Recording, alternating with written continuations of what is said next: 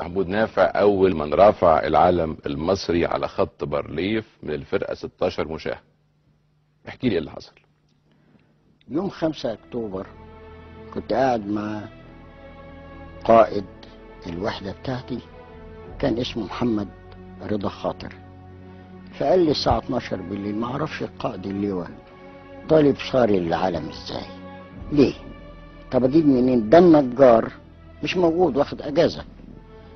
قلت له ما يهمكش، انا كنت مترقي رقيب اول سرية الخدمة، كانت ترقية رقيب اول من ايام اللي فاتت قبل الحرب يعني.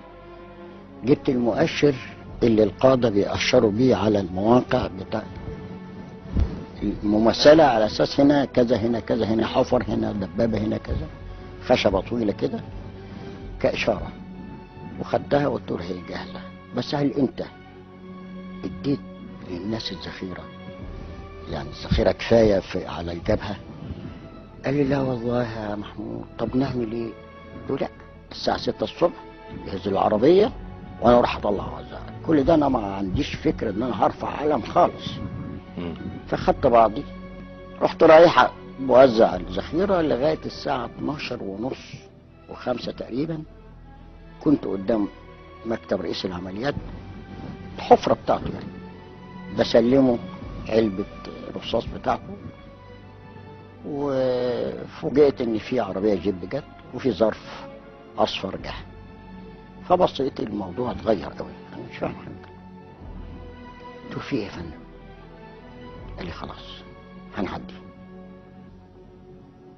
قلت له طيب انا عمري راح 10 سنين قضيتهم في الجيش، عاوز استشهد، ان حقي راح، فخليني اخد حقي من الله سبحانه وتعالى. قال لي طيب. نادى الرقيب اسمه محمود، واحد تاني يعني، وقال له ادي كل الحاجة بتاعتك اللي معاك للأخ محمود. اداني كل حاجة. الساعة 2 بالدقيقة لقينا الطيران داخل. بعديها مفيش 5 دقايق أنا كنت حكم دار مجموعة الدفاع عن قائد اللواء ورفع العلم.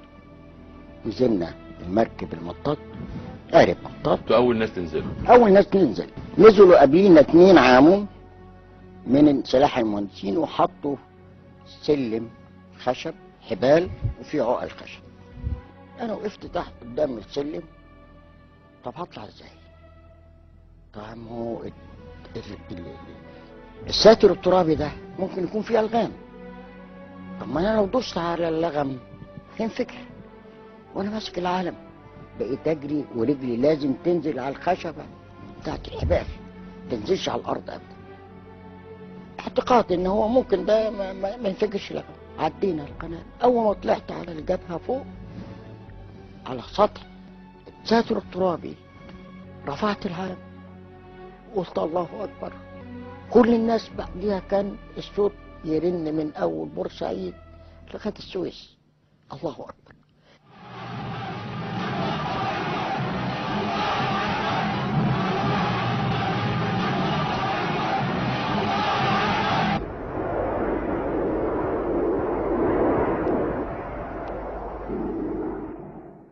شعورك ايه وانت بترفع العلم، اول واحد بيرفع العلم على خط بارليف؟ خط طاري، جبت ارض مصر تاني. الوقت اللي ضيعته 10 سنين من عمري جبت مصر، جبت الاسلام، جبت مجد الامه العربيه كلها.